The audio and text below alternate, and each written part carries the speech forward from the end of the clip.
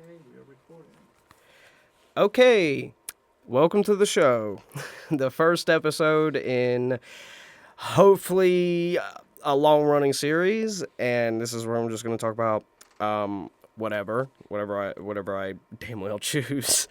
Um, the main thing I want to talk about today is the obviously I don't know if anybody has seen it yet, but I saw it when it released online. It was the new Harry Potter HBO Max series trailer, and I was skeptical. I was very very skeptical of this show, like initially. It's particularly the actor they have. I'm gonna butcher this name, so forgive me. But it is Papa Eciedu playing Severus Snape, because I read the books as a teenager, and the way he's described in the books is completely the opposite. I'm not gonna get into it, but I saw the trailer and he looks amazing. Like they did a good job at not like copying Alan Rickman's look. I was kind of concerned about that. Like I was like, oh god, if they're gonna cast this guy, they better not make him try to look like a Alan Rickman clone, like with the same style hair or the clothing. And I'm glad they did their own thing. And the guy looks good. The guy looks good. I haven't really heard him talk, but my worries are completely quelled, and I'm definitely gonna go see that. I'm definitely gonna see that when that airs this Christmas. I don't know what day in December, but it definitely looks it's definitely something. Definitely looks like something. Yeah, and there's some other stuff. I'm currently trying to find some talking points. All right, another talking point. Okay, another thing I want to talk about is Flashpoint Beyond, the Jeff Johns graphic novel. I read it today, finished it, returned it. I'm actually recording this at my local library in their digital media lab, and it's good. I can't, I mean, I'm not gonna lie, but obviously, like I'm just gonna go talk full Harry Potter today because like I'm a huge Harry Potter nut. I don't really care about J.K. Rowling's political views. She can do her like she can, you know. I'm kind of in the mindset of you do you. I guess. I mean I don't care, but there are some things that I hope the show changes. Like, and there's some stuff I hope they do add that were not in the books and not in the movies, which they are gonna do. But the biggest one is Deathly Hallows. That's the main one I want. The most, at least, the biggest alteration is after the Malfoy Manor chapter in the book. One of the characters gets tortured and is just completely fine by the throughout the rest of the book, and even in the movie, it's just like, then what was the damn point? Like, it's like, what was the point? Like, it's like you torture one of your main characters, and they act completely fine. Like, it's just like that's plot armor at its complete finest right there. And it felt very unrealistic to me. And these characters are written very realistically. They're written like real people, this, which is ironic given the franchise, given the genre, since it's fantasy. But that that's a testament to the writing of the books and the writing in the films, that the characters are written so realistically, and to a point where like you feel like you forget, oh wait, this is fiction. You forget that, oh wait, this is not real. These aren't real people. These are fictional characters. But that's the best kind of that is kind of the best kind of story. Like, that's the best kind of book, movie, TV show, whatever. Is the best ones are the ones that make you forget you're not experiencing fiction.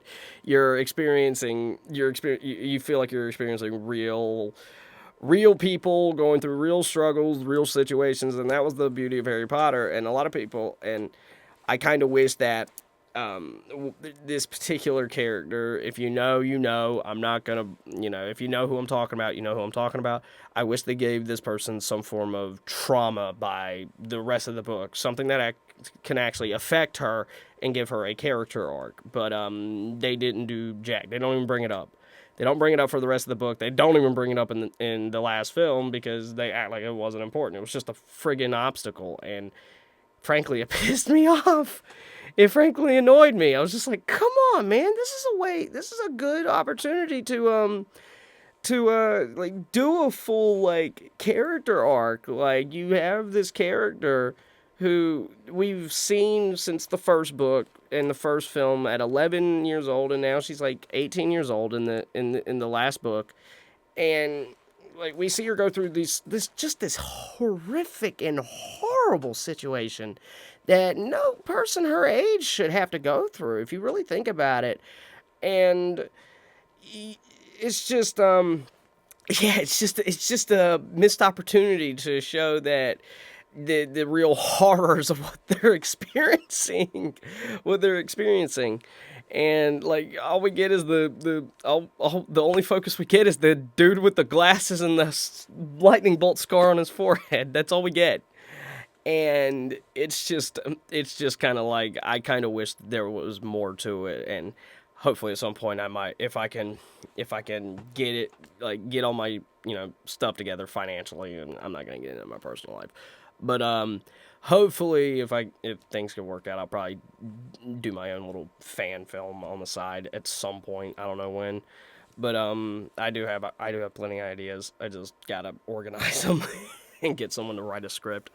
But yeah, so these are pretty much my thoughts. Like, I already have, like, this is awkward as hell. But what I will do, another thing I do want to talk about, I got to talk about John Lithgow as Albus Dumbledore in this new show, because that, like, talk about a perfect casting. But I was apprehensive when I heard about him, not because of his, like, his what's it called? His status as an actor, like his like the quality of his acting. It's not his it's not the type of actor he is. Like, it's not that. It's just that, because he's a good actor. He's a great actor. I know he can pull. I already knew. It was like, oh, that's great casting. My main concern was, can he pull the British accent off? Because, in the movies, J.K. Rowling had this British only cast, like, rule on those films, because she wanted to keep it authentic, because Harry Potter is a British property. Like, we have it on loan. Essentially, we have it on loan. We don't own it. We have it on loan. The Brits own that one. But I saw, when I saw the trailer, and I saw what he looked like, I was like, that's Dumbledore. I was just like, and Nick Frost, who's going to be playing Hagrid, I was actually kind of surprised. I was like, wait, the dude from the Edgar Wright Cornetto trilogy? What? Like, Simon Pegg's co-star from fucking like Shaun of the Dead and Hot Fuzz. That's who we got. But then I see what he looks like as Hagrid. I'm like, oh, he's great. He looks good. This is Hagrid. And then I see his acting in the trailer, because he has some dialogue, and I'm like, that's Hagrid. Like, he's good. I'm looking forward to it.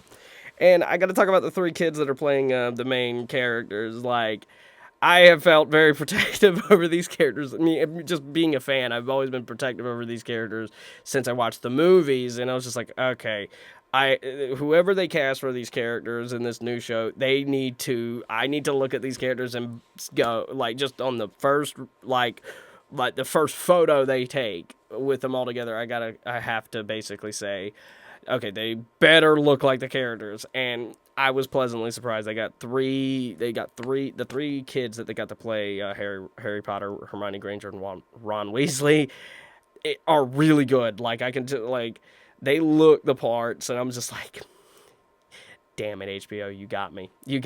You sold me on these kids. You sold me on these 3. And I wish them the best, man. I'm definitely going to be watching the show once it airs, like I said. And they got a daunting task ahead of them, because this is going to be 8 seasons long, and that's 10 years of their lives. So they'll probably be like 21 years old or so by the time they're done. And it's just like, oh, man. Like, it's going to be, but I have high hopes for it, honestly, now. Like, I was skeptical at first, because I was like, why do we need a reboot of Harry Potter? We got the movies, and we got a fucking stage play. But honestly, it's good. It's, honestly, it's looking good. It's looking really good. And I'm liking, like, I'm actually liking everything I'm seeing in it. I'm just like, this show is going to be pretty damn good.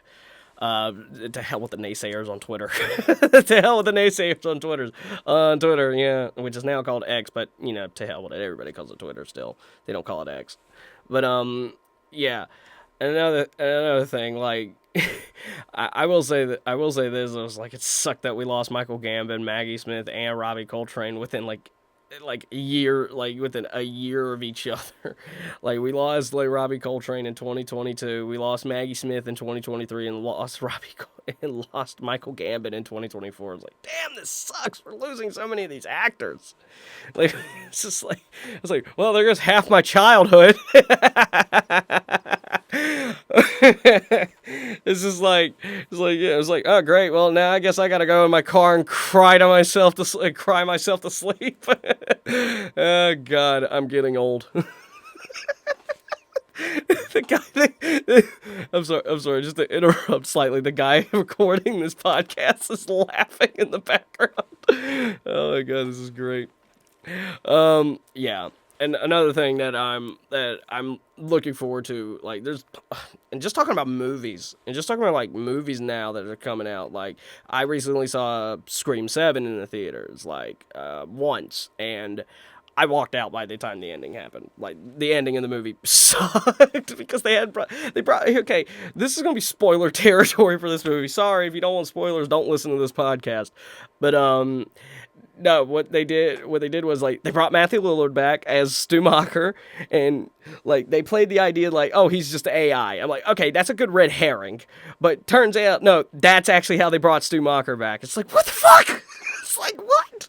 Like, that pissed me off. The two killers, the actual killers that are, the two people that are actually the Ghostface killers in this movie are people that are so minor you forget they existed. Hell, one of them is an orderly that only has, like, one scene and a bit of dialogue, and that's it. And it's just like, how the hell were we supposed to suspect these two? I mean, like, look at Billy Loomis and Stu Macher in the first movie. Okay, Billy was easy to suspect because look at him. He had crazy written all over his face. Like, he looks like a serial killer. Like, he looked like a serial killer. Stu was a bigger surprise, though, because he was goofy and over the top and just kind of a jokester.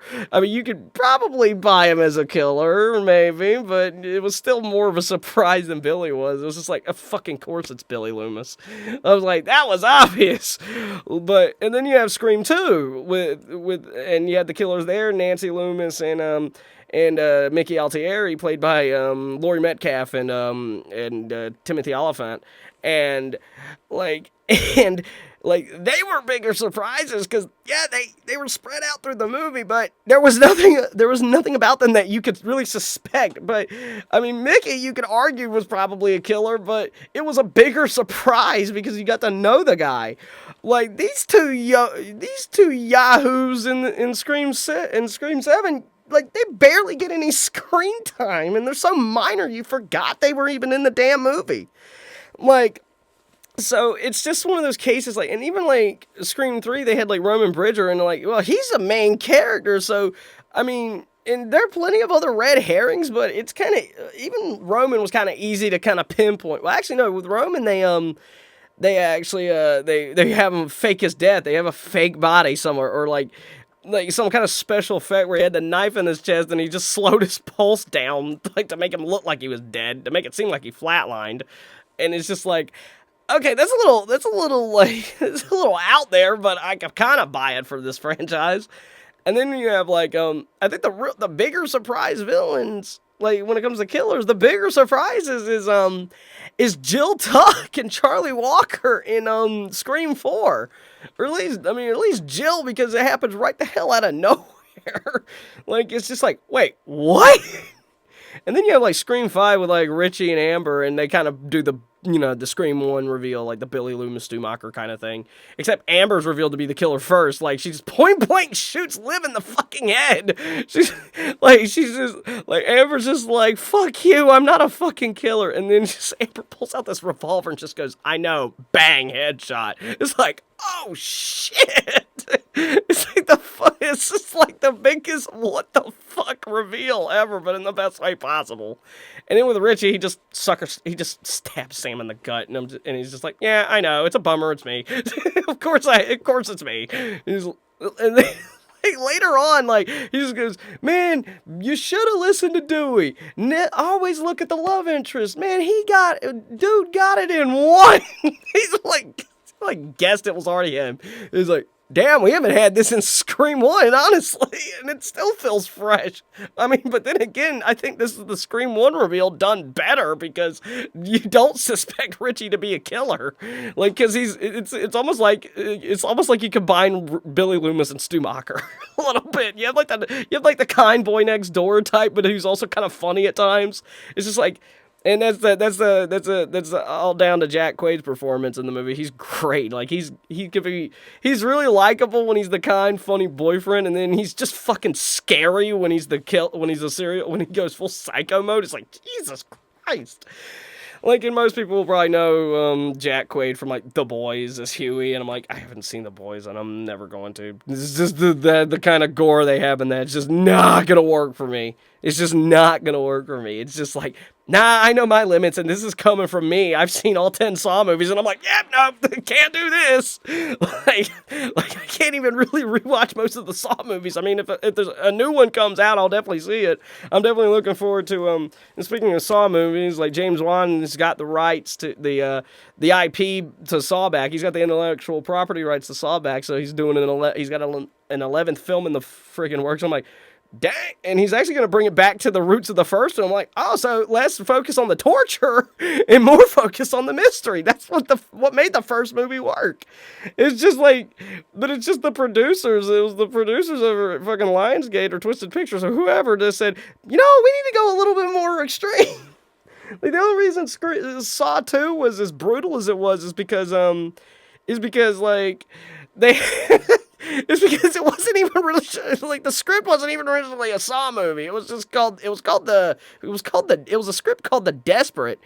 And it was something, it was a spec script, Darren Lynn Bousman, who ended up directing Saw 2, and a lot of other movies, like, kind of came up with, like, and he was trying to get it made, but no studio would make it because it was so fucking violent. And then, until the producers of the Saw franchise read it, and they're like, why don't we just make this a Saw movie?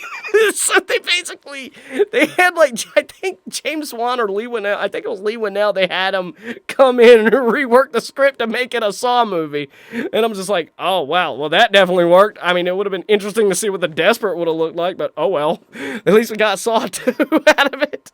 And we get to see Tobin Bell playing John Kramer, like, in full this time, like, as a main player, as opposed to, as opposed to a minor character in the first movie, because he is like a minor character who's revealed to be the fucking big bad, the puppet master, so to speak, which is a pun very much intended because he's got a fucking ventriloquist puppet on a tricycle. It's great. But yeah, like, I'm just looking forward to more of those movies, man. Like, that's gonna be it's gonna be interesting. It's gonna be interesting. But yeah. So that's basically it. Like, just a quick little podcast because, like, why not? Like, it's my first one. I don't need to have it be like 2 hours long because that's how long my session is. But I don't need it. I don't need it to be a 2-hour like pilot episode. Like, you can just get the gist of it. I don't even have a name for this thing yet. Hopefully I will. Hopefully I will soon. I mean, this is going to be audio only for right now. Like, this first episode is going to be audio only because their cameras are kind of on the fritz. But hopefully soon you'll be able to see my fugly mug on camera and talking into the microphone. So yeah, for now I'm gonna end this here because it's I don't want to be sitting on this stool for 2 hours because it's gonna make my ass uncomfortable. My ass is about to go numb, so I'm just like, I'm gonna go ahead and end this, and then it'll be, yeah. Hopefully I'll post this somewhere if I can figure out how. I'll probably post this on my Patreon or something, or on my YouTube channel. Fuck it. Yeah, that'll be it. So later.